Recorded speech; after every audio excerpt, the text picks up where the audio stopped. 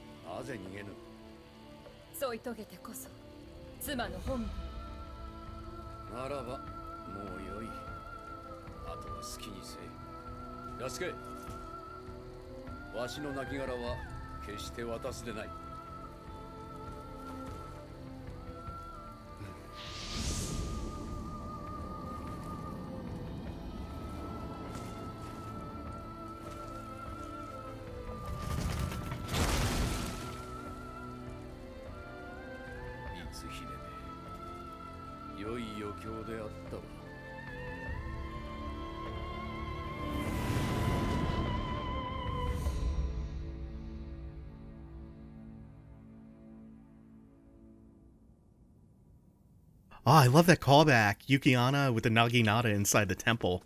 Also, Yasuke! Really wish we could see more of him. We got so little of him in the first Nioh. It seems like there would be such a good story to tell there.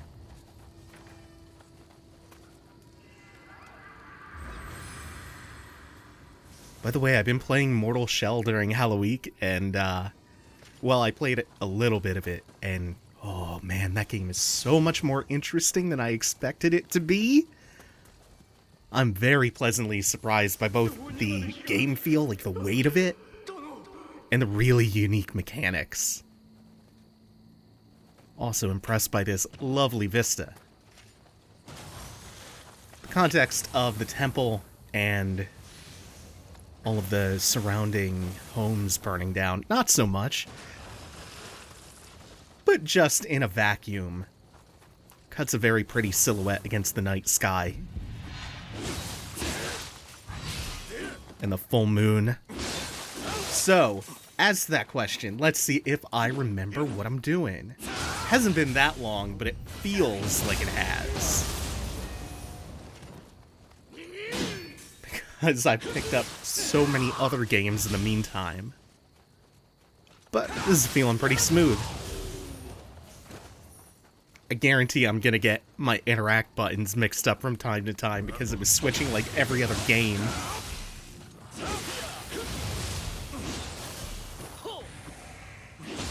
And we're not gonna let the Onmyo Mage do anything to us. I think one of those that he throws out is a Sloth Talisman, which gets pretty annoying. Not necessarily dangerous, but irritating.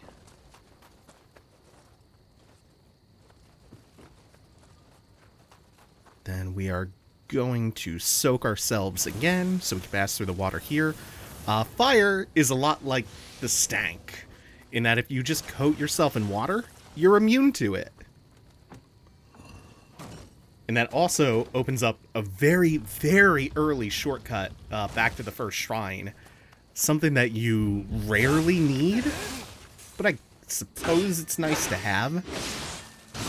There are about 2-ish shortcuts between here and the next shrine. so just having that early one can save you a couple of fights. Let's line this up. Very nice. We're going to get to Fatal Blow him. Realizing the wording on that's odd. Before this guy attacks us, and then second Murderous Strike heals us a little bit.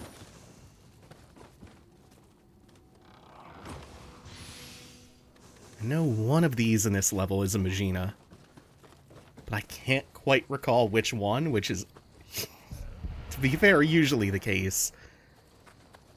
I think we can actually plunge through this wall. Yeah.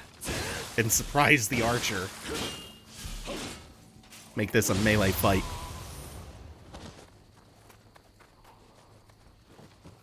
Ooh, and down this walkway to the temple. First, we're going to bait the skeleton out here, pull him back, so we don't end up in a 2v1, but we're going to get a returning enemy pretty soon. Just as soon as this is handled. Also, that green icon you're seeing them occasionally get afflicted with is Purification, which we talked about in one of the last few episodes. Yeah! Okay. So, the weak point, the Amrita Crystal, is on its right side, our left. So I was trying to aim for that to knock it down real quick. That works too when he just runs straight into us for a burst counter. Now we'll back off, because when he regains his anima... Oh! This is a really bad combo to have. Let's occupy you for a little bit with the snake. Okay... Oh, I don't love this combo. We're just gonna evade and then finish. And he's being... The Kuroka's being pretty nice about not using the homing fireballs too much while we were distracted with the Wheel Monk, the long-awaited return of that enemy. What's great about all the basic yokai types from Nioh returning in this one is that because the systems in Nioh 2 feel so different, and because they all have new burst attacks, they still feel fresh. Which is especially funny because a common complaint about the first game was that there wasn't enough enemy variety. Something that I've always disagreed with. I don't think the first game's problems had anything to do with not having enough variety in the enemies. There were plenty, and almost until the end of the game, you were getting a new one every single mission.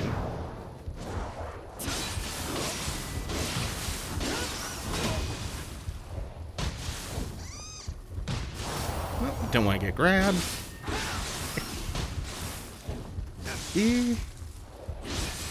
Taking a couple of weird stray hits, because I'm just not reacting quickly. Like that. My brain's getting kind of stuck between the decision to block or try to dodge. A little bit of hesitation.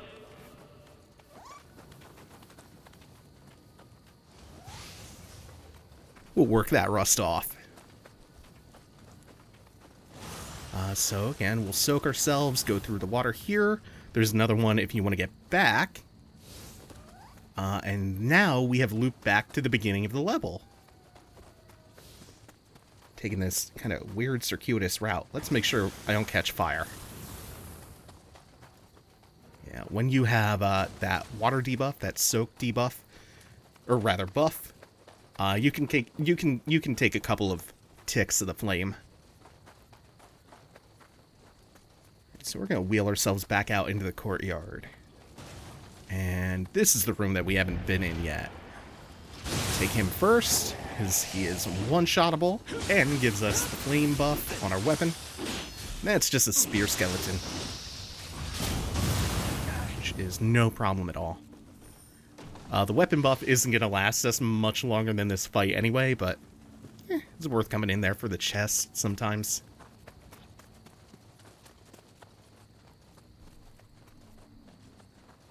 Guess if you're quick enough, you can carry it on to this fight with the big skeleton, but nah. surprised I got the timing on that. That's usually one that I have a harder time getting the exact timing for.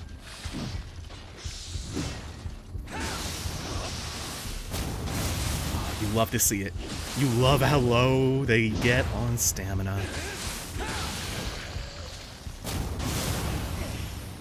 One of the few enemies, basic enemies, that you get multiple fatal blows on in the course of just one encounter. So there's a door behind us, doesn't open from this side. That's going to be our second shortcut of this first part of the level. Is that a Wheel Monk soul? Oh, I almost left this behind. Yeah, I forgot to check back there after I finished it off and then went for the Kuroka. Hell yeah, that's a really good soul. I like that yokai ability a whole lot. So we're going to dash forward and break the barrels on these before they have a chance to light the fuses. Oh, wait. Huh. We didn't actually break that one, but it was fine because he went for a grab instead of lighting it. Oh, that works too. I'm pretty sure if you get lit on fire and you dash into these or make contact with them at all, that'll explode them all the same. This is a Rokurokubi. I never know whether or not I'm over or underestimating the range on that first attack. So I try to play that so cautiously most of the time. This is a little bit of a pain in the ass. So you're so close to the fire. This works out really well, though.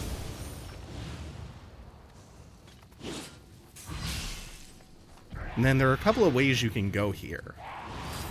You can go straight through the gate, following the path, after killing the Gaki, or you can swing your weapon through the fence, which destroys the pot of water, so you can dash through the fire. And if you do that, you can open the shortcut up immediately, and also get into the Dark Realm a little bit faster. And then the secondary benefit of doing that is you get another route here. You get to access the ladder a little bit quicker. And we'll see what the ladder is for in a moment. There are actually two on either side of the house. First, we just have to clear a few things out, like this skeleton here and the big skeleton. Whoop. Got it on the second try, or the fourth. I think that was the fourth revolution for him. Okay. And then one more. There's a really cool rhythm to fighting these guys. So now, I'm going to come over here. And the Rokurokubi's already popped, so we'll deal with this first and then head up the ladder. Ooh. Mistimed that and got clipped. And that shouldn't be too bad. This attack's great, because it's their lowest range attack. And pretty slow, too. So that is not the yokai responsible for the Dark Realm there. It's actually a Kuroka up ahead at a dead end. We're just clearing all this out so we have a minimal amount of adds when we actually go after that. And here's that other ladder. Oh, we're coming for that ass. I think another one may have aggroed behind me, but I'm not too worried about it. Nah, there wasn't one. There is another one not paying attention, though, which is really nice, because it didn't try to eat its friend and become a big Gaki.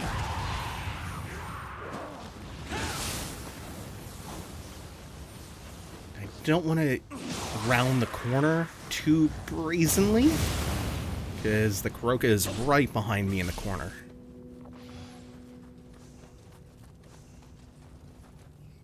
So we'll loot this, we will enchant our weapon with ice from the butterflies, and then just rush it down. Oh, there was one more Gaki that I didn't pull before. The snake will do wonders for this. Actually, didn't even need it.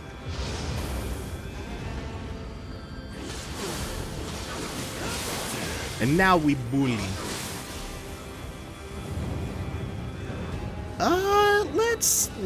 Let's line of sight it so it comes out from the flames so we can actually fight it. Because it was not burning quickly.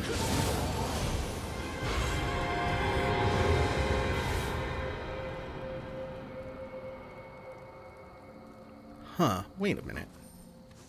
Oh, I forgot to do something, didn't I? Because the fire's still there.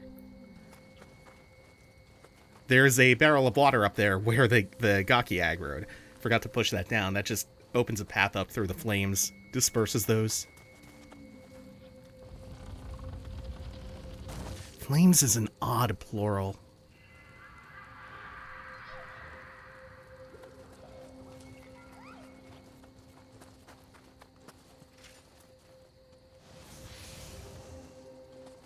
Nothing interesting there. And we are coming up on the second shrine now that that Dark Realm is dispersed. So I think that's where we're going to end it today. A little bit of a short one. Thank you all for watching. Take it easy. Have a good one, y'all.